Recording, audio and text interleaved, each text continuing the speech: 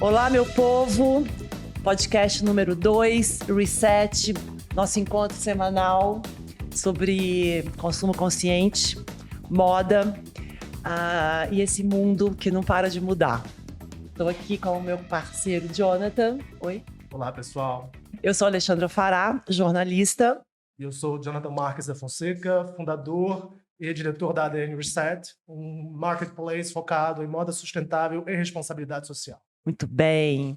Estamos hoje com a nossa convidada muito especial do meu coração, uma das melhores jornalistas da minha geração, minha amiga Daniela Falcão. Olá. Muito obrigada. Muito bom estar aqui nesse início. Inicinho, não podia ser sem você. E a Daniela, a gente já fala de várias coisas, mas eu queria dividir em 2 blocos. Um bloco sobre a nossa história e a moda, que foi nosso grande guarda-chuva, apesar da gente ter se conhecido antes da moda, né, ter entrado na nossa vida. Tanto a Daniela como eu éramos jornalistas de hard news, né? E a Daniela, quando a gente acordava às 8, ela já tinha acordado às 5, tinha feito várias matérias, já tinha dado show. A Daniela era da Folha de São Paulo, que você foi muitos anos, ganhou muitos prêmios como jornalista, e só por volta de 2002 que você entrou na moda. Talvez até um pouco mais tarde, né, Dani? Quer dizer, a Dani foi diretora da Vogue, 15 anos? 15 anos. E antes você foi diretora da TPM Trip, também uns bons anos. 3 anos. 3 anos. Foram intensos, mas foram só 3. Nossa Senhora. Eu lembro. E a gente estava junto desde a revista da Oi. Então, eu acho que, na verdade, eu lembro muito bem. Eu comecei com moda quando eu virei subeditora da revista de domingo do JB. Foi mesmo. E a minha chefe, que era editora, ela falava assim, pega essa coisa aí de moda, porque eu não tenho paciência para isso. E aí você ligava para mim. Então, tinha tinha a Iesa Rodrigues, que era a jornalista de moda do JB. A gente depois foi transformando, veio a Adriana Bechara, passaram uma série de editoras de moda por lá. Mas a moda ficou embaixo do meu guarda-chuva. Então, eu comecei a conhecer quem eram os grandes fotógrafos e tal. Eu lembro que eu tinha maior dificuldade de escrever Bob Wolferson. Eu sempre checava 20 vezes para ter certeza.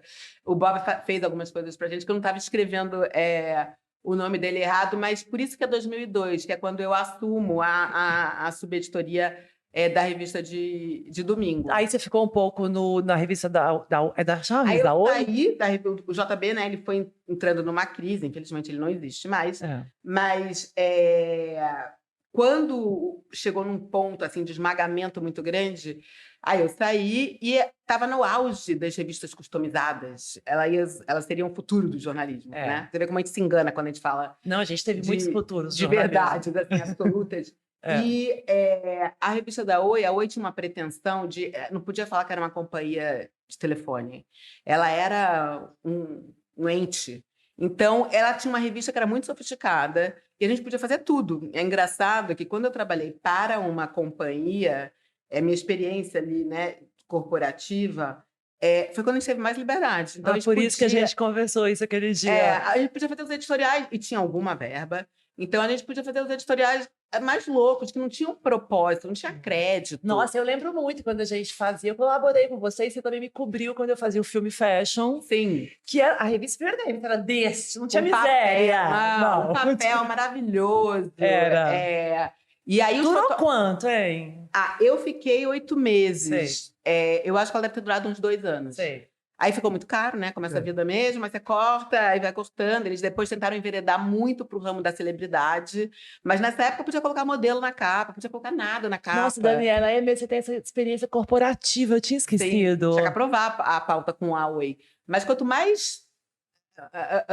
menos telefonia ou dia a dia a gente falava, eles achavam mais... legal e inovador. Eles queriam fazer branding, que a Oi era moderna. Então tinha que ser uma revista que surpreendesse, né? E aí todos os fotógrafos queriam trabalhar, porque era um super papel, com verba para tratar a imagem bem e com liberdade criativa. Quem tem isso? Então, mesmo sendo a revista da Oi, para eles era um mega portfólio e realmente era uma revista que as pessoas guardavam, né? Ela ia para o cliente que gastava VIP lá da Oi, ela ia para um mailing de formadores de opinião e ela era vendida em banca bem pouquinho e tal, sobretudo no Rio de Janeiro. Mas ela era uma revista de colecionador, então foi um bom período. Nesse processo de transição, de sair de um jornal, de ir para uma revista de moda, qual foi o momento que você se deparou e você pensou, nossa, é isso que eu quero fazer, é isso que eu gosto? Porque eu já fiz uma transição de carreira. Então foi todas super nós. E complicado. foi a primeira vez que você foi diretora também, né? O quê? De redação. Sim, na Oi eu já era, mas era diferente, porque é isso, quando você tem uma coisa corporativa, a gente podia sugerir, mas era, na verdade, um grande coordenador, porque não tem uma linha editorial, exatamente, né? Aí eu fui para a Trip para TPM. Primeiro para TPM, Primeiro depois para pra TPM, Trip. Na TPM, uma das missões que eu tinha era justamente deixar a revista mais... era uma revista de muito sucesso, mas muito focada num nicho específico. Ela era ativista, super ativista, e a ideia era, obviamente, ganhar dinheiro e atrair anunciantes, e a ideia era deixar ela mais próxima da mulher comum, não só da ativista. E aí a moda era uma coisa muito importante. Quem fazia a moda? Alexandre Pará. Não, e era assim, eu tinha que pegar cozinheiras, não tinha modelo, não podia ser modelo.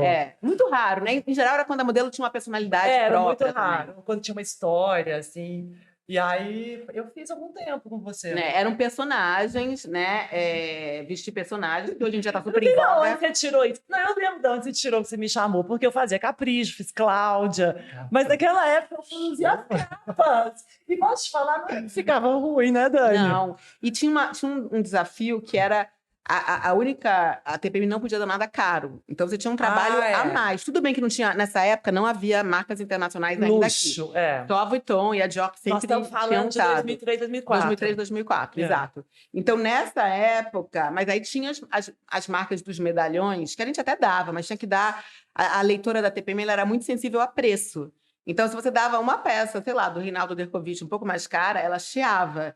E a Alexandra era muito boa de garimpar pequenos estilistas que conseguiam trazer essa questão do custo. E eu lembro uma vez também que eu coloquei uma roupa, um top do Alexandre com uma saia de... Eu não lembro, não, acho que era uma camiseta branca e uma saia do Alexandre. Ele me escreveu assim, nossa... Que combinação mais inusitada! Era o tal do high-low. E assim, ele amou. Eu acho que foi a única vez que ele amou alguma coisa minha. A gente fala rindo, mas assim, não existia. Né? Aí hoje fala assim, qual a graça de você colocar uma camisa podrinha junto com uma saia? Todo mundo faz isso hoje, mas na época não tinha realmente. Então, o advento do high-low foi uma coisa que a gente... Hoje em dia nem se fala mais high-low, né? Porque ele virou tão padrão. Quando vira padrão, perde a necessidade de você dar um nome. Que a moda nessa época, a Mariana Vai, que acho que a gente até fez uma capa com ela, era assim, calça de moletom e sandália de salto alto. Eu achava que também era high-low, né? Calça de moletom bem de ginástica, moletomzão assim, de voo. Era Raia de Goya a marca Desejo. Tanto que a gente fez uma capa com a Paula e com a Fernanda. Verdade. O estilo Raia de Goya ditava muito. E a cara dela, da Fernanda, sobretudo, né? Usar a calça de moletom com sapato alto. É verdade. E aí, depois disso, você foi para a Vogue em 2005. Eu sei todas as datas. Isso mesmo. Porque eu estreiei na primeira edição com você. E você não fazia moda. Eu não respondi essa pergunta ainda. Mas é isso. Quando que deu um estalo? Eu acho que, na verdade, nunca deu um estalo. Mas eu vou contar a história de como... Não, era um pouco sistêmico, porque naquele momento, todas nós... A moda era o que acontecia. Então, a moda virou uma expressão cultural que deixou de ser tão gueto. Então, antes era para muito poucos. E aí, na época em que eu fui para a Vogue, ainda na editora Carta, na Carta Editorial, era uma época que a moda estava virando um assunto, estava na moda falar da moda. Tinha personagens de TV, era a Gisele. Então, era um momento em que mesmo os leigos estavam se interessando, começaram a olhar a moda como um fenômeno cultural. E não ali uma linha de conhecimento ou de consumo muito para poucos. Elitista. Então, foi bem... Acho que eu peguei... Né, essa foi o primeiro. Né, era da moda estar se democratizando e virando um assunto. E aí fazia sentido eu estar presente ou eu estar inserida nesse contexto, mas é isso mesmo. Ela virou não era só a roupa. Era sobre as histórias, era sobre os fenômenos. Muita coisa de fenômeno cultural que hoje acontece nas redes acontecia através da moda. Então, nesse ponto, foi um fenômeno interessante. Acho que foi por isso. Eu sempre fui muito curiosa de ir descobrir o que está acontecendo, qual é, né? Porque a gente, e a Daniela mais que eu, tem um faro. Eu sinto a moda, mas a Daniela tem um faro jornalístico. E naquela época, o jornalismo... Era um lugar para citar. Era um lugar para citar. Estava começando a abrir um monte de faculdade de moda que não existia. Quando a gente estudou, se você não tinha nem faculdade de moda. Não tinha nem revista em Belo Horizonte. E muito menos jornalismo focado em moda. Por isso que eu fui para política, que não é uma coisa que eu amasse. Mas para você ser um jornalista sério, você tinha que passar ou por economia ou por política. E aí, nesse momento, estava se abrindo uma série de faculdades de moda. Então, a moda estava adquirindo uma relevância que ela não tinha até então. E de business também. E, naquela época, a gente tinha a democratização mesmo da moda. Que Você acha, então, que seria uma democratização através do fornecimento de mais informações através do jornalismo? Uma democratização da moda? Eu acho que o jornalismo refletiu a indústria. Exato. Tanto que, assim, você começa a ver um monte de personagens de novela nessa época, que a editora... Várias novelas também usaram. Top Moda, eu acho que foi a primeira que quebrou, ela era um pouco anterior. Mas depois de ter uma revista, ou o cara era fotógrafo, os personagens da moda começam a aparecer até em novela. E antes isso não existia. Mas as revistas aí ganharam uma relevância. Elas aumentam muito a tiragem nessa época. Porque ainda não havia o boom do digital, não era uma ameaça para elas, muito pelo contrário. A gente chegou a ter, né, tiragens muito amplas. Quanto era muito amplo? 100 mil. Isso quando a gente foi para a Globo, né, que deu... a distribuição. A gente tinha umas tiragens nos meses, assim, de setembro, porque a tiragem varia, né? Mas é auditada. Então, assim, ela realmente chegava a 120, 130 nos meses, September issue, etc. Ela chegava nesse patamar. Então, foi um momento de realmente, né, de muita importância, descoberta, relevância. A gente teve chance, eu acho, de escrever uma história. Porque os veículos passaram a ser bastante protagonistas. E eles tinham um desejo, mas eles, né? A Vogue, ela, quando eu assumi, ela era muito um fenômeno paulista. Tinha um pouco no Rio, mas era difícil de encontrar em outras cidades. E ela também só olhava para aquele universo da moda paulista. Então, eu acho que quando a Patrícia Carta me chamou, tem uma história engraçada, que assim... A Patrícia, ela é uma pessoa sui generis, né? Ela não é muito... Você não entende muito o que ela quer. Eu demorei 3 almoços para entender que ela estava me sondando para assumir a direção. Mentira, não sabia disso. Porque... A Joyce te indicou? Foi. A TPM, na época, a editora Trip, fazia muita revista customizada e fazia a revista da Daslu. A Patrícia perguntou muito sobre o núcleo, como é que era a moda. Eu achei que ela estava querendo fazer uma revista customizada com a Trip, fazer uma... Mas eu falei, por que ela não procurou o Paulo e tal? E aí, de repente, porque primeiro ela ficou perguntando da Trip, da minha vida na Trip, no primeiro almoço. Aí eu até comentei com o Fernando Luna, que era meu diretor editorial, vamos com a Patrícia Carta, ela ficou perguntando um monte da Trip e tal, ele até falou, mas a gente nem... Ele, que estranho, porque ela é amiga do Paulo, por que ela não perguntou pro Paulo? Aí, no segundo, eu comecei... Ela estava querendo te roubar dele. Ela foi, né, mais enfática e tal. E aí, mas vamos voltar a conversar. Mas eu já estava sentindo. No terceiro, ela já começou a falar assim, quanto você ganha? Adoro. Ela já queria... Aí, no terceiro, ela quis fazer negócio. Ela não me conhecia. Então, na verdade, também, ela foi um pouco mais, digamos assim, enigmática. Porque eu adoro falar da minha vida. Então, assim, o almoço era falando tudo da minha vida, da minha trajetória, o que eu tinha feito. Se me derem espaço, eu vou falando. Então, ela estava querendo perceber, sem chegar e falar assim, estou pensando em te contratar. Então, e aí, quando ela finalmente, no terceiro, ela falou... eu até colecionava já a Vogue América e a Vogue inglesa. Não lia a Vogue Brasil, porque eu achava ela muito hermética, tinha uma coisa muito de arte e tal. Tinha alguns exemplares, mas não era uma... Eu usava nas pautas da TPM muito mais algumas coisas, sobretudo de beleza, saúde, que saía na Vogue América e na Vogue inglesa. A Vogue inglesa era incrível. Tinha muito conteúdo. Nossa. Um conteúdo, assim, cada notinha da Vogue inglesa estava numa pauta. Será que é assim hoje ainda? Você lê? Não, hoje em dia a imagem fala muito forte. Se você pegar as revistas, tem muito pouco texto. Então, porque está tudo no digital. Então, a informação foi para o digital e a imagem é o que restou para as revistas, e o aval, né? Mas, enfim, nessa época, que era o auge, e aí a Patrícia tinha duas missões. Queria tornar a revista mais feminina e com mais serviço. Ou seja, falar mais da moda de um jeito acessível que a mulher pudesse tirar dicas para ela. E o Loyola estava aposentando, o Inácio Loyola Brandão. Tinha uma determinação da Condenaste e olha como o mundo mudou também, que as revistas fossem só dirigidas por mulheres.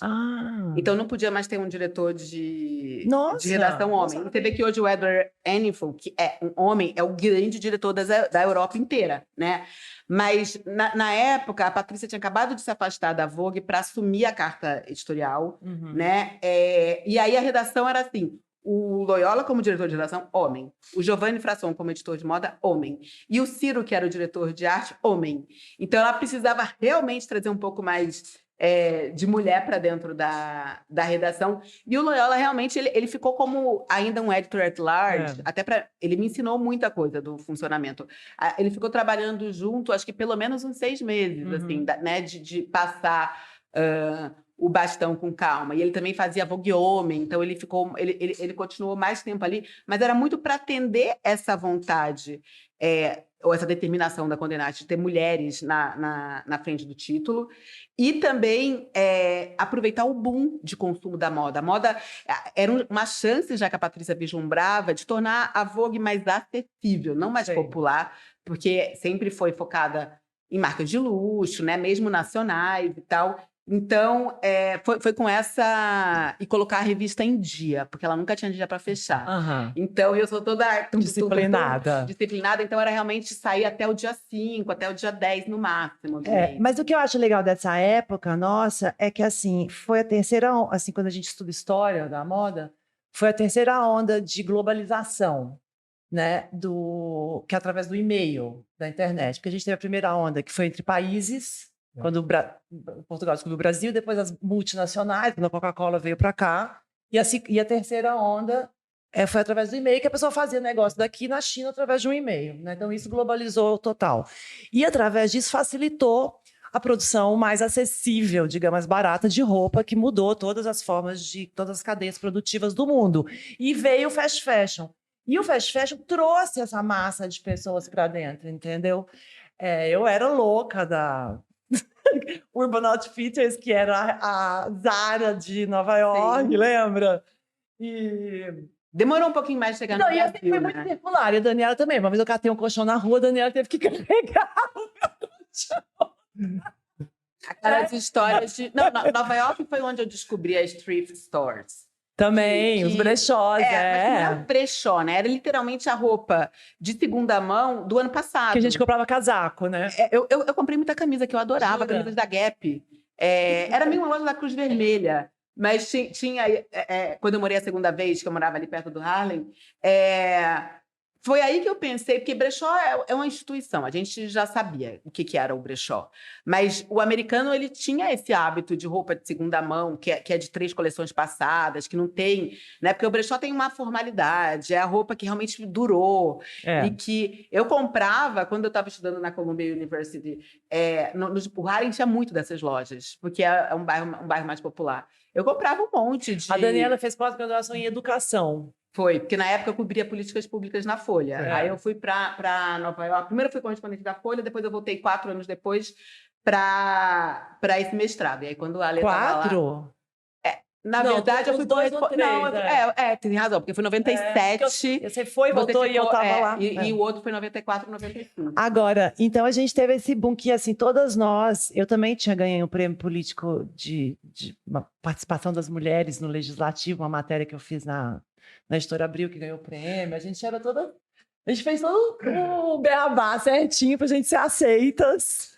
Né? Eu era considerada uma repórter ongueira. Eu lembro que teve uma época que eu quis ir para a Veja para fazer comportamento. E o então diretor de redação virou para uma amiga que trabalhava lá, que fez até ponte. Ele falou: não, mas eu acho a Daniela muito ongueira, ela não vai dar certo no comportamento. Era a fama que eu tinha, então uma pessoa muito do social e tal. Mas é como a gente vai, né? Agora talvez eu estou voltando para de onde Gostei Eu de saí. saber disso.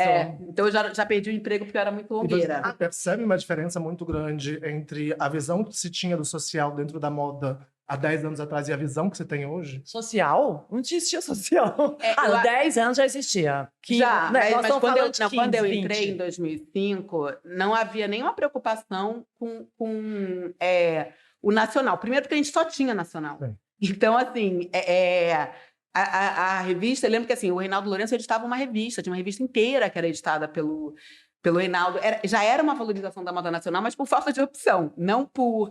Aí, a grande mudança que eu acho que vem... Assim, a gente dava esporadicamente uma Copa Roca, lembra? Mas esse movimento, a Copa Roca foi uma das pioneiras, a cooperativa de costureiras da Rocinha, mas era mais por ela ser um fenômeno cultural do que propriamente um propósito do jornalismo de moda.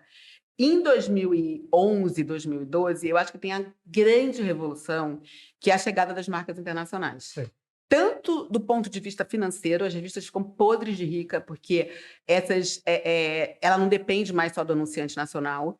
Então, todas as grifes internacionais começam a anunciar. O Brasil entra na moda. Mas o Brasil estava no auge dos BRICS, então também eles viam o Brasil como um mercado consumidor muito potente. A Condé Nast via assim, e as marcas internacionais também.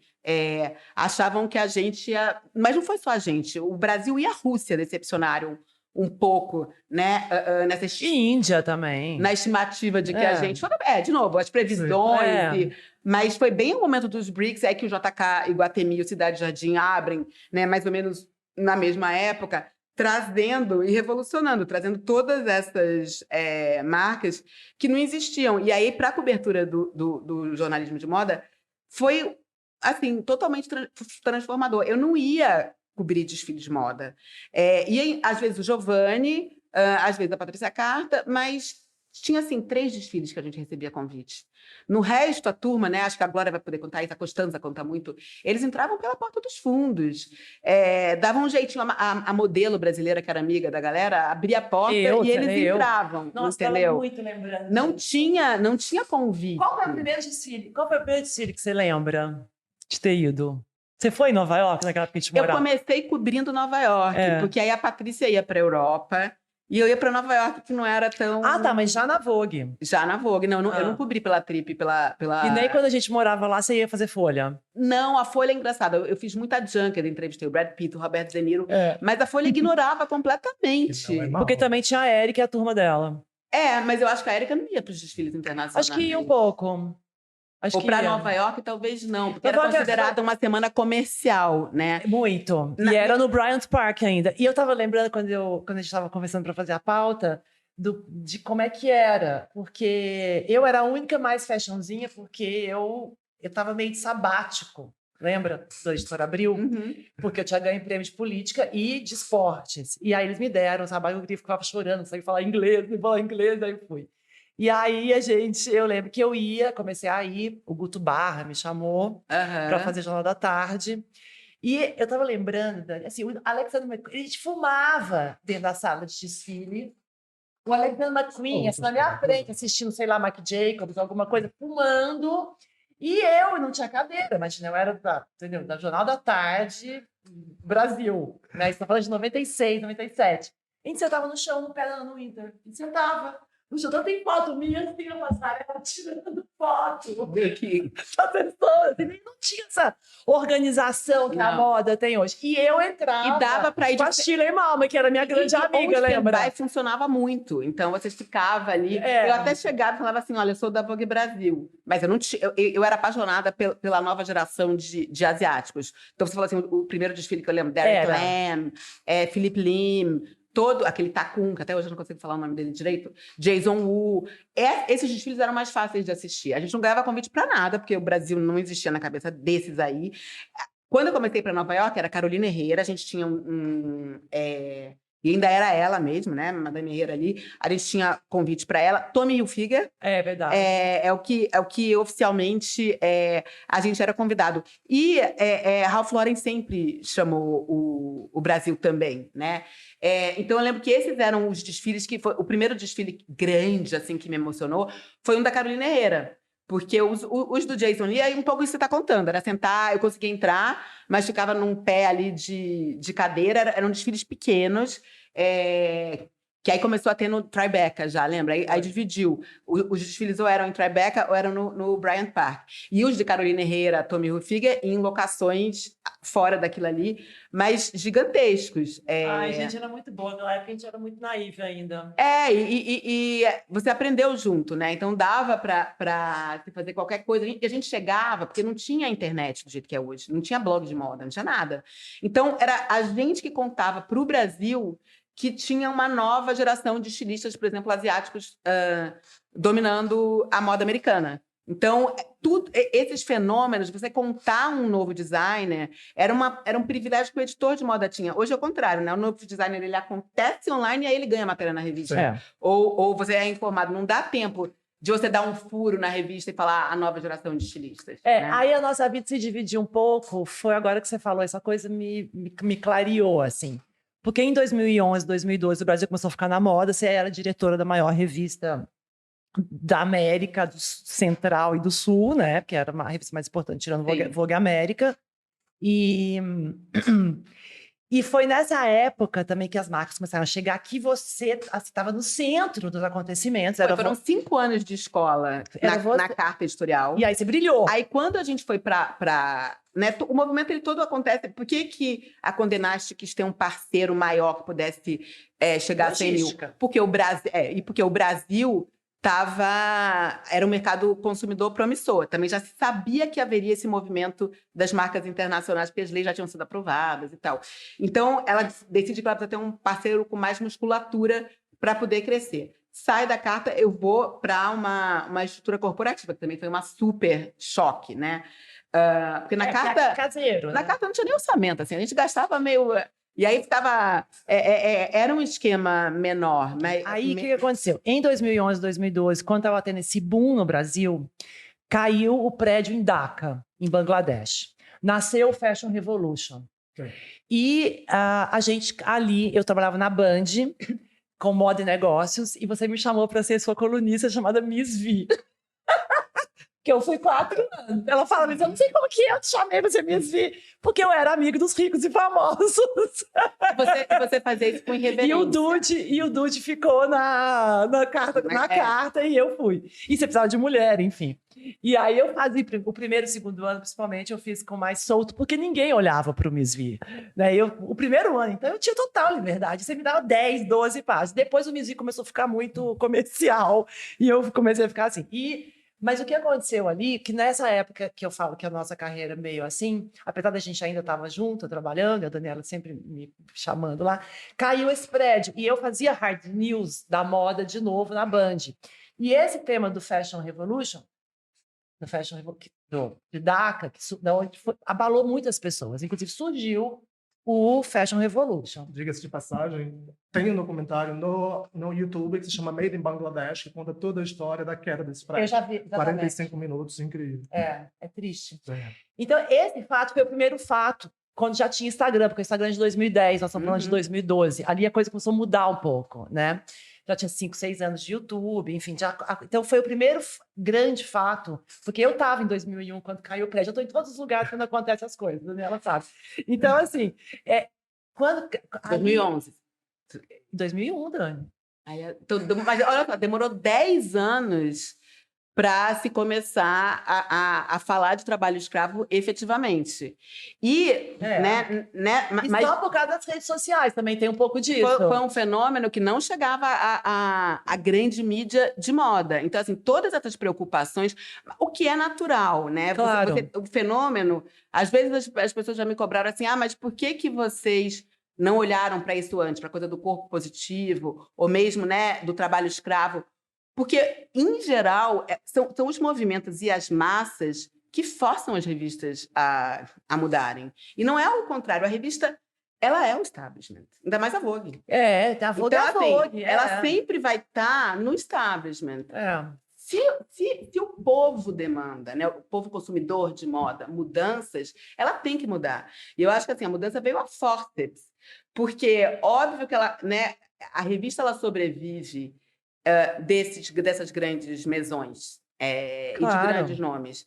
E os grandes nomes são, ou eram, né, os menos interessados em qualquer mudança.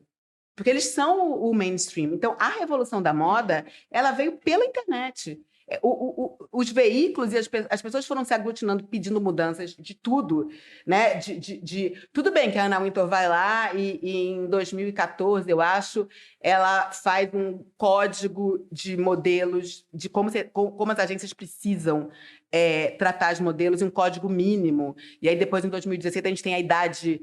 Porque as mulheres eram maltratadas? Elas desmaiavam no set, lembra? E teve algumas modelos que morriam de anorexia. Então, Então, porque eu tô rindo, gente, mas assim... Mas eu quero um mundo surreal, né? Então, Nessa época eu te falei que a gente... as mulheres não entravam pra sair sem champanhe. Você precisava, né? Era um ambiente, mas assim, não foi a condenar a Anna Wintour ela tomou a frente do movimento que já estava rolando. Então, a questão das saúdes das modelos e foi um paradigma. E eu lembro que assim, a gente teve que assinar esse compromisso de que nenhuma modelo com menos de 16 anos posaria para nada da Vogue. As agências de modelo quase tinha uma revolta. Porque eles apostavam muito na menina de 14 anos. Olha como isso mudou. Hoje em dia, você não vê mais uma menina de 14 anos na passarela. Eu me lembro que queriam muito colocar a Tairine na Vogue de qualquer jeito. Eu lembro dessa história. Era uma briga e tal. Ela terminou sendo uma modelo que... Né, ela só fazia L porque a gente não podia, de jeito nenhum, colocar uma modelo com menos de 16 anos. Isso já foi uma quebra de paradigma. Que eu acho que, né, hoje... não só você tem todos os corpos, mas existe essa preocupação. Então, assim, a modelo pode até ser muito magra, porque são todos os corpos, mas é uma coisa muito mais natural dela, e a lógica toda a modelo com 14 anos, o corpo dela não está formado. Então, você está criando nessa menina uma expectativa que ela pode virar uma grande coisa, mas dos 14 aos 16 ela pode ganhar quadril, ela está ainda em formação. Então, a briga toda também era para você não... E é uma pessoa que já vai crescer, vai entrar na adolescência cheia de complexos, porque, né, ela podia... Então, era saúde mental e física. E também esse trabalho de menor. Mas você pode ser aprendiz com 14, Pode. na legislação. Mas aprendiz na capa de revista, gente. Não, e aprendiz não trabalha na carga horária, que junto com isso, tinha também, que dificultou muito a vida das agências e a nossa, um compromisso das jornadas serem no máximo de 8 horas, né? Porque quantas vezes os editoriais varavam a madrugada? Antes da minha época, era chiquérrimo os editoriais vararem a madrugada com a diretora de moda doidona na sala e tal. Então, essa época da moda, que ela está falando da champanhe e da modelo, eu acho que também tem uma mudança muito forte quando a Vogue América, né, encampa e obriga todas as Vogues do mundo a assinarem aquilo ali. Não foi fácil, teve uma resistência muito grande da indústria, porque estava todo mundo... Os stylists que trabalhavam para a Vogue, no primeiro momento, odiaram. Porque as queridinhas deles... tinha muito essa coisa, eu estou apostando na modelo que vai ter uma grande coisa. Então, quanto mais novinho ele pegasse, mais ele podia dizer que foi ele que descobriu. Então, isso também já fica um pouco... E na Vogue era frustrante, porque, normalmente, quando a menina fazia 16 anos, porque só a Vogue tinha essa regra, ela já tinha sido capa da Elle, então os stylists da Vogue ficavam frustrados porque eles nunca descobriam. Ô, Dani, agora você sente que, antes da gente entrar no Nordeste, que eu quero muito pegar esse fio da meada e chegar para o seu retorno às ONGs, que o mercado te entendeu? Ou você tem alguma mágoa dessa época? Eu conto umas coisas. Eu acho que assim, eu era uma jornalista gorda, que ninguém conhecia. Eu conhecia. Não, eu sei, mas assim, nenhum... Só jornalista conhecia, ninguém da moda. Nenhum stylist me conhecia. Os fotógrafos, eram poucos os que me conheciam dessa época que a gente falou, o Bob e tal, mas assim, né, os fotógrafos do dia a dia não me conheciam. Só que eu acho que eu estava tão doida. As pessoas me perguntam muito se você sofreu preconceito. Eu sofri muito. Mas eu acho que eu estava tão no mood de defesa, eu quero fazer isso aqui dar certo, que eu meio não percebia. Eu tive alguns episódios explícitos de preconceito ou de... Né, eu lembro que uma vez... eu sou super tímida, ninguém acredita, mas eu aprendi E aí, desfile sempre me deu uma taquicardia Porque a Alexandra era assim, ela chegava, ela nunca deu bola para qual era o lugar dela. Porque ela sempre sentava com alguém, ela sentava onde ela queria, ela chegava daquele jeito. Eu morria de vergonha. Então, eu ia no meu lugar. Eu tinha uma fobia de sentar no lugar errado ou de alguém me tirar. Então, eu brigava com as assessorias, estava falando, não, você pode... Não quero sentar qual lugar, eu quero ver qual é o meu lugar. Aí eu sentava no meu lugar. Bom, aí nesse dia, né, eu estava com convite e tinha uma pessoa no meu lugar. Aí eu virei e falei assim, ai, desculpa, esse é o meu lugar. Aí ele, não, me mandaram sentar aqui. Aí eu falei, não, mas esse é o meu lugar. E aí a pessoa virou e falou assim, mas quem é você? Ai, adoro. Conta quem é. Não vou de jeito nenhum. Até Depois de acabar o programa. É uma pessoa que depois me pediu muita desculpa, tá bom. entendeu? Então, mas assim, era logicamente... E eu já era diretora de redação da Vogue há uns 2 anos, quando isso aconteceu. Você demorou muito para começar nos desfiles, você ficava fechando. Exato, então eu tive muito esse trabalho de backstage. Então, né, mas obviamente, por exemplo, quando eu comecei para desfile, o Reinaldo já me conhecia, Uhum. porque eu fechei várias matérias com ele, mas né, tinha um protagonismo muito maior da Patrícia e do Giovanni nos desfiles. Eu apareci mais quando a gente vai para a Globo com Dynasty, que aí eu efetivamente virei a diretora de redação. Você teve que ir. Porque a Patrícia sempre, né, a Vogue era a família Carta. Então, as pessoas associavam, eu sempre fiquei mais no backstage e eu gostava. Para mim foi fundamental, porque eu aprendi tudo. Tem uma história muito engraçada. Eu achava que a Rei Kawakubo era homem e que o Dunia Watanabe era mulher. Eu sabia do japonismo dos outros anos, mas, obviamente... E a sorte é que tanto Google, já existia Google, eu me googava o tempo inteiro na hora... Esse era um texto traduzido da Vogue América. E aí, né, eu falei, não, acho que a Vogue América errou. Aí eu fui ver que... Então, assim, todas essas coisas eu tive chance de aprender sozinha. Uma boa diretora, assim, porque você dava palpite em todas as editorias. Se a gente fazia matéria de beleza, você sabia falar. Sim, mas porque você tem que ser curioso. Eu falo muito assim, o que precisa para ser um bom jornalista? Porque não é só de moda. Mas assim, tem muita curiosidade. Tem gente que acha que... Eu vejo muita gente jovem que, assim, me interessa por isso aqui. Mas a pessoa não é curioso pelo resto, né? Quando eu faço uma entrevista, e hoje em dia quando eu dou, demora o dobro do tempo. Porque você quer entender também o que aquela pessoa está falando, você aprende outras coisas. Sim. E perguntar. Então, assim, quando eu fazia entrevista com médico, eu sempre falava assim, olha, eu nunca fui boa de biologia, então você vai ter que me explicar tudo tintim por tintim. E você vira um bom repórter.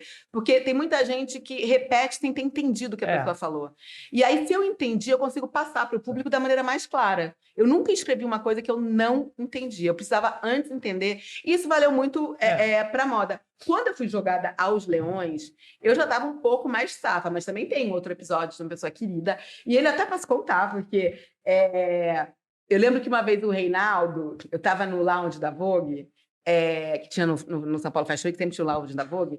E é isso, eu saí do fechamento meio atarantada, unha feita, nem pensar. Nessa época... Olha, mas hoje está de unha feita, muito bom. Então, empresária. Eu falo que a Vogue me trouxe um autocuidado, né? As pessoas podem olhar... quando você fala de saúde, de vaidade é importante, eu não tinha vaidade nenhuma. A minha adolescência eu sofri horrores com a minha mãe, porque a minha irmã era muito mais vaidosa, e a minha mãe falava, essa menina não tem vaidade. E a Vogue me obrigou a desenvolver. E eu acho que hoje, né? 52, né? 52, eu também. Desenvolver um pouco. Sim, mas para quem não tem nada, hoje em dia eu não consigo ficar sem fazer a unha. Mas o Reinaldo virou e falou assim, olha, eu sei que você tem uma personalidade assim e tal, mas pelo menos a unha, você é diretora de redação. Pelo menos a unha no São Paulo Fashion Week, você tem que estar com ela, a sobrancelha cheia de fio, tudo bem. Mas assim, a unha... Mas aí o Reinaldo já tinha um relacionamento. Só que imagina o que eles falavam por trás. Então eu sei... Eu acho... A Anitta faz a sobrancelha aí. Que era uma pessoa do comercial. Né? Hoje em dia eu trato muito bem das minhas sobrancelhas. Tá bonita a sobrancelha. A minha marca é registrada. Mas, assim, eu sei que falavam muito mal de mim. Sim. É tipo isso, a Patrícia é louca, essa menina desgrenhada que veio não sei da onde, eu sou, né? Tem o sotaque meio carioca, mas era baiana. Então, assim, da onde ela arrumou essa né? Eu era bem mais gorda do que eu sou hoje. Na Vogue eu sempre fui assim, ó. Né? Quando tinha um jantar da Condé Nast, o Giovanni me salvava. Porque o Giovanni Frasson, que era o diretor de moda, porque era difícil mostrar roupa para o meu tamanho. E tinha que estar linda ali do lado da Carine, Reutefeldt. O jantar de fora. É, o jantar de fora. Só a Prada me vestia. É o único lugar. E Gil Sander. Eram os únicos lugares que eu conseguia achar roupa pro que eu... Que é Grupo Prada. Então tá bom, né? Que era o que eu estava vestindo. Mas acho que a Milcha sempre teve essa coisa, né, de vestir. Muito antes de se falar num corpo positivo, a roupa da Prada vestia. Até porque ela tinha muito da saia rodada e tal. Mas durante muito tempo era a única coisa que me cabia. Né? A Gucci era uma Gucci da Frida, era assim, ó, Mas não assim, cabia acho que nada. pro mercado da moda, dentro, mas assim, a Daniela sempre fez um trabalho maravilhoso, entendeu? A cobertura que a gente fazia fora, até eu Sim. participava do Bruno e tal, que a gente fazia fora, era assim, um show. Ninguém vivia sem o site da Vogue naquela época, lembra? E era você trazer as pessoas certas, né? É. Então, assim, a gente era uma grande família. É. Teve Bruno Astuto, Alexandra, a Costanza. A Costanza me ensinou tudo de tecido. Até hoje eu não aprendi todos os nomes, mas, assim, pelo menos o que é um cloquet, as coisas mais difíceis e que existiam, eu aprendi com ela. Então, acho que quando você... Por que a Maria Prata, né? Por que a gente deu tão certo? Porque era uma equipe muito boa, né? E, sim... Eu era o poderoso chefão, ficava ali. Eu tenho uma obsessão com qualidade. Fico lendo um texto 20 vezes para não ter nenhum erro, e ele tem que estar um texto bonito. Mas eu sempre fui essa pessoa mais do texto do que da imagem. Né? A imagem eu sempre entrei. E eu acho que você tem que ter também a sabedoria de delegar ao outro o que você não sabe tão bem. Então, texto, eu me meti em todos os textos, eu lia todos os textos da revista. Mas o diretor de moda e os stylists sempre tiveram muita liberdade, porque eu até... Claro, na capa é um statement, mas lá dentro escolher qual foto, se vai entrar a foto X, ou do mesmo close, do mesmo look. Até hoje eu não tenho capacidade para isso. Mas a gente está falando de décadas atrás. Você como mulher... Não, de uma década mais ou menos atrás. Mas você como mulher, qual foi a sua maior dificuldade de estar num cargo de direção? Qual o maior desafio, digamos assim? Porque a gente está falando de um tempo onde a mulher até então não estava à frente de grandes cargos como esse. Eu acho que é o seguinte, o homem, quando ele briga, ele é assertivo. A mulher, ela é histérica. Então, eu acho que eu fui jogada num lugar muito masculino, que você tinha... Isso foi mais difícil ainda quando eu virei CEO. Você tinha que... Mas falar de ser interrompida o tempo inteiro. Então, assim, eu não tive uma dificuldade... Isso, a moda nunca foi uma dificuldade. Você ter mulher no meio da moda, mas quando a gente estava falando do ambiente corporativo... E nem de dirigir redação, que também você fazia com uma certa... E dirigir redação... Mas você tinha uma pressão muito forte. E a gente, eu acho que hoje, né, o chefe, você pode ser mais feminino nas atitudes. Mas nessa época, o modelo que eu tinha era um modelo masculino, que era um modelo mais duro mesmo, né? Então, assim, senão você não vai ser respeitada. Então, isso é uma coisa que não só, né, foi ruim, mas que também era muito difícil para mim. Porque hoje eu falo muito, tipo assim, um negócio... Eu não admitia uma falha. Hoje em dia, a quantidade de coisa que dá errada na minha vida no Nordeste, então, tudo bem. E também acho que o advento, né? Não estou mais no papel. Tá errado um post, apaga. Ou edita, né? Mas, assim, isso também deu uma suavizada no processo muito grande. Mas eu acho que... E aí veio os TEDs todos, Brené Brown... como é que é o dela? Adote as suas fraquezas. Vulnerabilidade. Gente, imagina se tinha a palavra vulnerável na minha época. Não tinha vulnerável. Ai, se você fosse vulnerável, entendeu? Então, assim, eu dava uns chorinhos. E muita gente chorou também. Muita gente. Mas era um choro. A Alexandra chorava o tempo inteiro. Eu já chegava na redação. Chorava, porque eu já não concordava muito. Tirava uma página dela, ela chorava. Entendeu? Contrariada. Não corte esse podcast, que nem na íntegra, senão eu vou chorar. Então já ela era. Mas ela estava certa, porque ela chorava.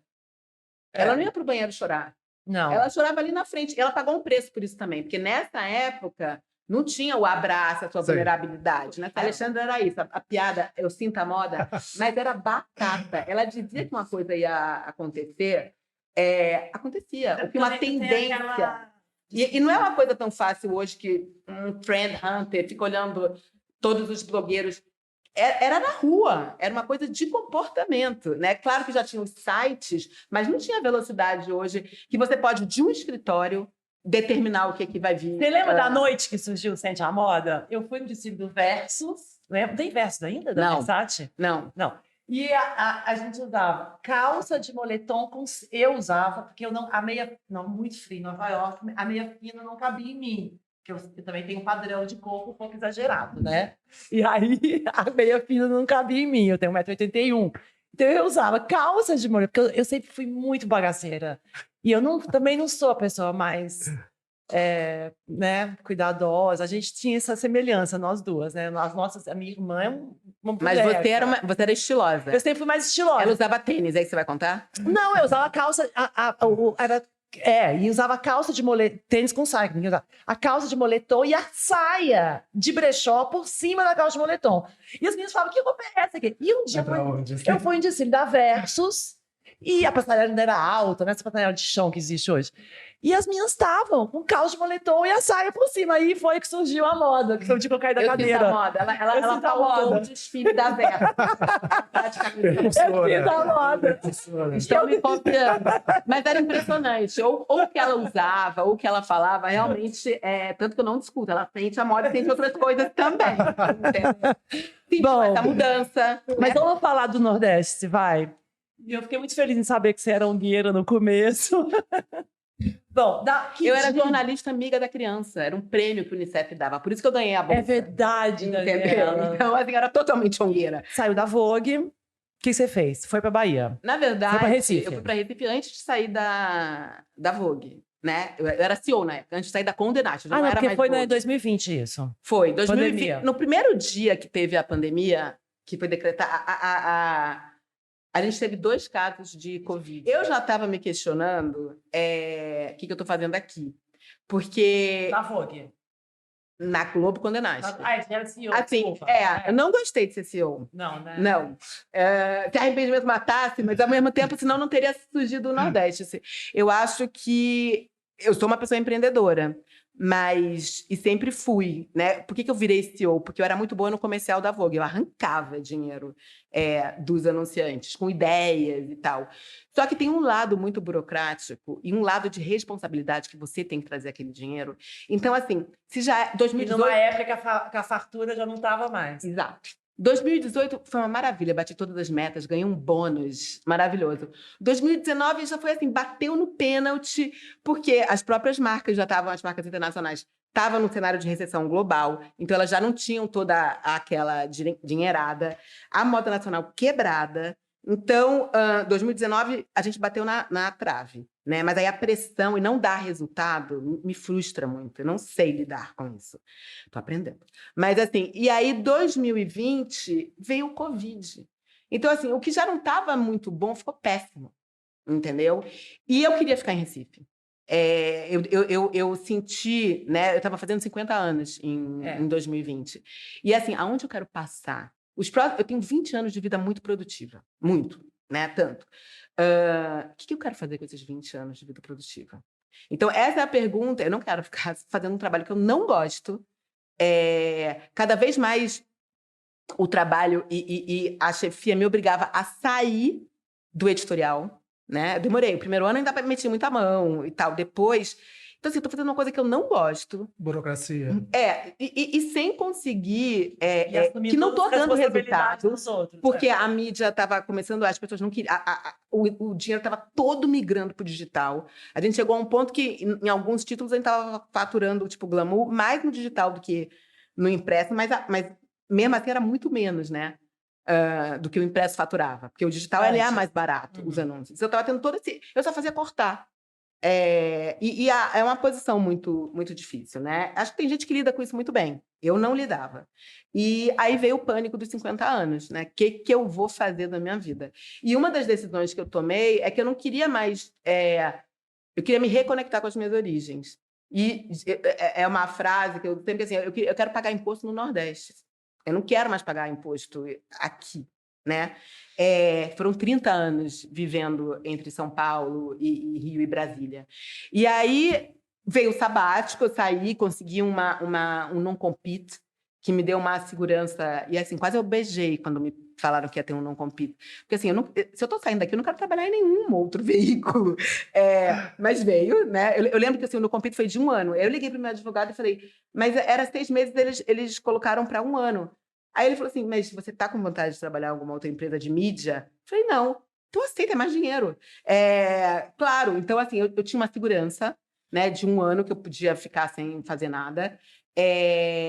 Mas eu não consegui. Eu lembro que o Pedro Torinho, que é um amigo, ex-publicitário também, porque hoje ele é, né, tantas outras coisas, ele é publicitário de formação, mas o Pedro falou assim, e ele é expert em mudanças de carreira e transição, ele foi muito meu conselheiro, né, nessa mudança. E ele falou assim, eu não converso com você antes de 6 meses da data que eu saí da Vogue. Se você tiver uma ideia, guarda. Se ela for boa o suficiente, ela vai durar. Mas, assim, não abrace a sua primeira ideia. Eu terminei abraçando, mas eu fiquei 4 meses sem ter ideia nenhuma. Sim. Então, não é que veio assim, né, espontaneamente, o que eu vou fazer. Tinha uma aflição, óbvio, quando acabar isso, o que eu vou fazer, mas a gente estava meio no Covid, né? Então, eu estava aprendendo a lidar era tudo... E, assim, foi muito bom eu ficar sem trabalhar. Eu nunca fiquei 1 dia sem trabalhar. Eu saía de um emprego e emendava no outro.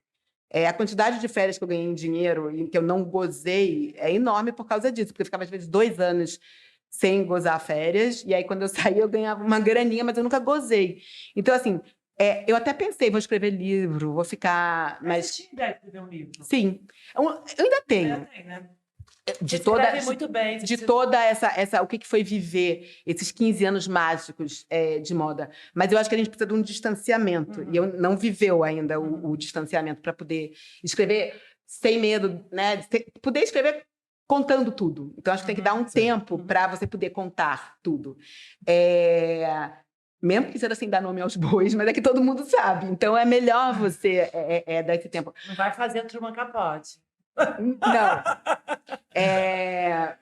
Mas eu acho que assim, são mais histórias. As pessoas ficam achando que são histórias horríveis. Você vê, não tenho tanto. São mais histórias em grande e divertidas. Imagina o que era acompanhar a Dolce & Gabbana alta moda com aquelas peruas todas loucas, vindas de Macau e tal. Tem vontade ainda? Não, mas muito de eu sair, e mesmo quando também eu aceitei ser CEO, é porque estava ficando repetitivo. Eu também. E aí a repetição...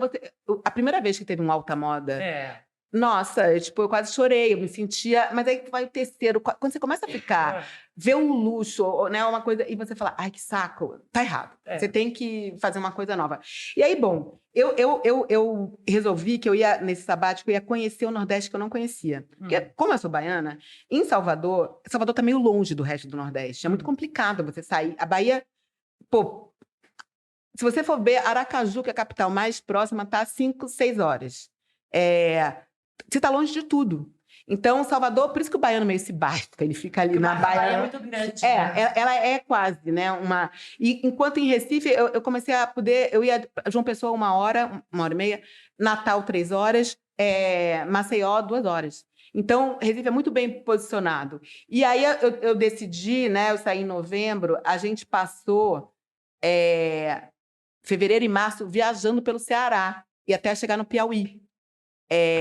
Conhecendo cada lugar, inclusive as capitais. E aí, mesmo quando eu estava em Recife de sabático e tal ainda, eu conhecia um estilista, eu postava as pessoas. Ai, que coisa linda, que maravilhoso. Assim, disparado é o que eu tinha mais comentário. E aí, né, às vezes era um restaurante, às vezes um designer, a pessoa virava e falava assim, nossa, ganhei 3 mil seguidores. Ou falou assim, aquela peça que você postou esgotou. E aí, nessa viagem, eu conheci muita gente de Fortaleza. Fortaleza tem uma cena de moda maravilhosa. E aí eu comecei a colocar um Nordeste, mas com hífen ainda embaixo, que era uma ideia de, tipo assim, consuma o Nordeste de janeiro a janeiro. Era Nordeste de janeiro a janeiro. Aí ficava muito complicado de escrever. Mas isso no meu Instagram pessoal, sem pensar em fazer disso. E aí, o insight, quando eu comecei a ter esses retornos, eu falei, tá aí. Isso, porque também eu não queria jogar fora vou fazer um restaurante. Eu não queria jogar fora. Eu sabia que eu queria empreender. Foi porque no Instagram não lê o hífen. Então, a gente juntou.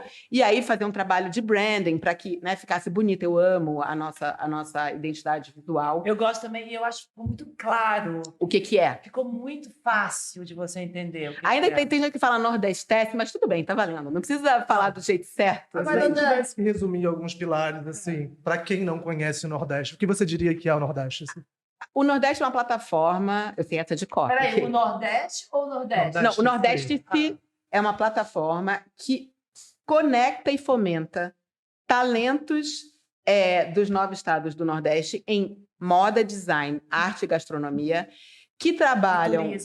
Turismo a gente tirou. Tirou? Porque era mais difícil você colocar ali na plataforma, né? E, sobretudo, porque foi um ano ainda de Covid. Agora está tudo liberado, mais ou menos, mas era mais difícil. E tá lá, mas não é uma área que a gente está trabalhando agora. Mas, enfim, o objetivo do Nordeste é uma plataforma que fomenta e conecta esses criadores, né, esses criativos dos 9 estados que trabalham...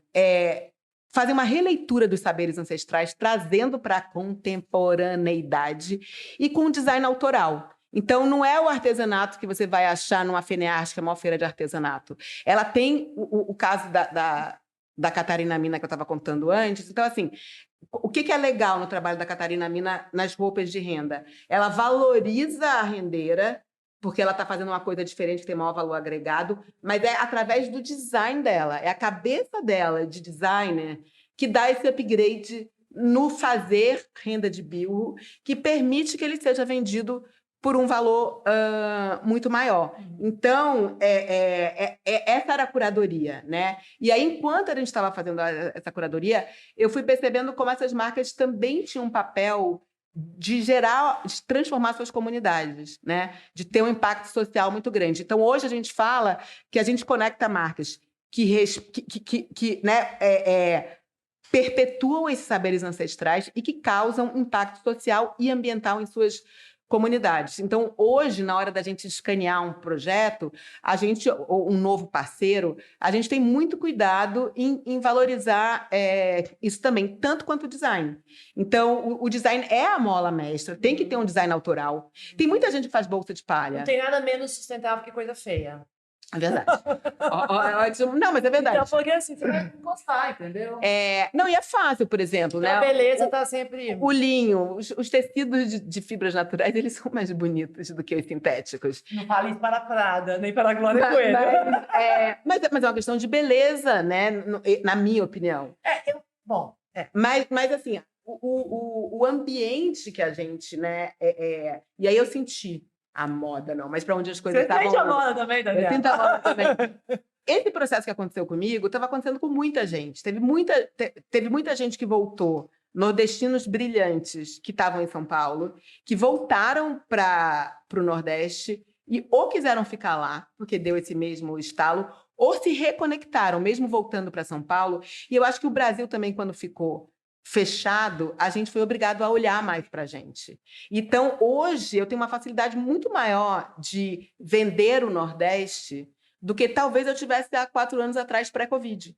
Então, o meu anseio, e eu acho que assim, o brasileiro em geral, como, né, Dom Pedro desembarcou na Bahia, quando a gente pensa na nossa ancestralidade, é muito Nordeste. Né? Quando o stand da Embratur tem a palha, tem a renda. Isso que eu queria saber com você. Então, assim, o que a gente fala de identidade brasileira é um pouco a identidade do Nordeste. Sim. Porque ninguém lembra do Rio Grande do Sul para fazer o stand. Ainda que eles tenham uma identidade, mas que eles vieram depois, né? A colonização isso, né? nos extremos, ela chegou depois. Então, quando a gente, né, fala de Brasil, é muito o Rio de Janeiro, que foi logo depois foi capital também. Então, eu acho que tem o Rio e o Nordeste. São Paulo vira o paradigma contemporâneo por causa da industrialização. Mas ele não é essa memória ancestral. Então, eu acho que o desejo de reconexão com o brasileiro passava pelo Nordeste. E aí, foi, né, pode não ter sido sentir, mas o que eu estava sentindo, eu acho que o Brasil inteiro também. E aí foi isso, a gente começou, no início era só a ideia de uma plataforma de conteúdo, tanto que, como é que você vai monetizar? Por isso que eu virei a ser ongueira. a gente não é nem uma organização social, né? A gente é uma empresa, mas a gente termina fazendo muito um papel social. Tem várias empreitadas que a gente faz para ficar no 0 a 0. Eu não posso ter prejuízo, porque o meu dinheiro de investimento já acabou. Mas tudo bem que a gente conseguiu um novo investidor, um novo aporte agora. Quem é o novo investidor? Não posso falar. É. Mas é uma pessoa do mercado Sei. que vê muito futuro justamente num fundo, que é o que a gente quer fazer, que capte recursos de empresas interessadas em apoiar essas pequenas empresas do Nordeste com esse perfil. Mas o grande objetivo é o fundo. E a loja que você acabou de abrir? A loja do meu bebê. Eu dizia que eu não queria varejo, porque eu acho que varejo já é um desafio em si, né? Mas a gente começou pequeno. A loja, na verdade, ela chama Casa Nordeste, porque a ideia é ter um sentido de casa. Tudo que tem lá Está à venda. está à venda. Uhum. Então, Bath and Beyond. do cafezinho que você está tomando, e é um produto nordestino, obviamente, né? Que é um café premiado, grãos plantados na Chapada Diamantina, torrefados na Paraíba. Então, o café que a gente serve, que está à venda, até o tapete que está na decoração, que é de fibra de sisal, ele está Muito bom. à venda. A gente tentou fazer, dentro desse espírito de impacto social e ambiental, o as sustainable as possible. Uhum. Então, a nossa sacola de papel craft, a madeira que a gente utilizou, ou é MDF, ou foi só madeira de demolição. Uhum. Então, a gente deu prioridade, né? Até onde era Quem é o arquiteto? possível. O arquiteto é um arquiteto de Recife. Ótimo. Porque também a ideia a gente sempre está, né, que se chama Zezinho e Turíbio. É uma dupla. E ele pegou muito o espírito do que a gente precisava.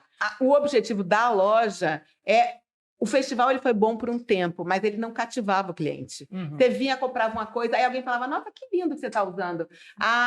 É daquela marca ali que eu comprei. Não veio. Não vem. Então, e assim também, para eu atrair parceiros mais de peso, eu preciso de uma base. Física, a uma pessoa materialidade. precisa entender. Não adianta falar, vai lá e lê no site. Tá. Né? Quando a gente fala de ser omnichannel, é verdade. Você tem que ter uma experiência física que vai complementar a força do meu digital. A gente vai lançar um marketplace também, mas eu preciso da experiência física e a gente está começando em São Paulo. E para quem quer encontrar a loja de vocês, onde fica? Importante saber. Claro, a gente está na Alameda Lorena, 1601, entre a Augusta e a Doc Lobo. É um mezanino que a Casa Cipó tem. Até pouco tempo atrás era um brechó que estava lá, o Pretty New, que é um brechó de luxo de Brasília. E é uma coisa muito legal da Carina Dweck, que ela faz esse espaço num esquema muito menor, muito mais em conta do que se eu fosse pagar um aluguel sozinho. Você consegue usar a estrutura da loja de limpeza, enfim, luz, administrativa, né? E é um contrato que ela entra no risco comigo, porque ela ganha uma porcentagem do que eu vendo. Sei. Então, é muito ponta firme, e aí a gente vai ficar lá pelo menos 8 meses, né? Então, eu espero ficar mais, porque eu acho que também, assim, eu quero ter um espaço grande, mas que eu vejo isso mais para 2024 até. Exato. A gente tem que estar sempre olhando, né? 2024 é o lançamento do fundo e ter eu quero ter um restaurante. Claro, do você Nordeste. merece um restaurante. Mas, tem tudo de eu restaurante. posso juntar tudo isso, mas esse é um plano para 2024. Daqui a pouco eu tô sentindo que vamos ter Nordeste em Nova York. A exportação está nos nossos planos também. Tá vendo? Assim tá a moda. Dani, muito obrigada. De nada, falamos muito. Não, mas você falou ótimo, você vai brilhar e já está brilhando no Nordeste. Parabéns. Parabéns por essa iniciativa. Eu acho que tem muito assunto, né? A Alexandra que sente, vai direcionar, mas de ter uma preocupação de trazer a sustentabilidade, fazer os questionamentos da moda, eu acho muito bacana a dobradinha de vocês. E eu acho que a sustentabilidade, a gente falou antes de você começar, assim, ela pode ser vista também como ela é uma social, ela é de novas matérias-primas, né? De ambiental e tudo, mas ela também precisa de pessoas agitadoras e inovadoras, como você. Ela tem que ser sexy, né? O que não é sexy não Gente, vende. eu esqueci da minha voz sexy. Eu vou fazer. A gente tem que Podcast transformar não tem uma esses voz ideais. sexy. Eu quero ser uma Nogueira sexy, que conquista as pessoas. Não quero ser aquela Mas o Nogueira- Nordeste é sexy. Então, eu acho o Nordeste Mas super sexy. é a região mais sexy. Não, e como a gente vende, por isso que a experiência é muito importante. A gente quer que as pessoas gostem daquilo ali. Então, não é porque eu estou ajudando uma marca que causa impacto social e ambiental positivo. É porque eu gosto do produto. É. Então, acho que esse é o grande desafio. Antes de ser consciente, é um produto bonito. Sim, Entendeu? tem que vir tudo junto, Sim. né? No mesmo pacote, porque senão você é obrigado. Eu fiz a minha cota. Não quero isso. Eu quero que a pessoa se sinta envolvida por tudo, Sim. né? Adorei essa nossa conversa. Também. Quero Obrigada. voltar. Obrigado, uma chance para o Obrigada. Nordeste.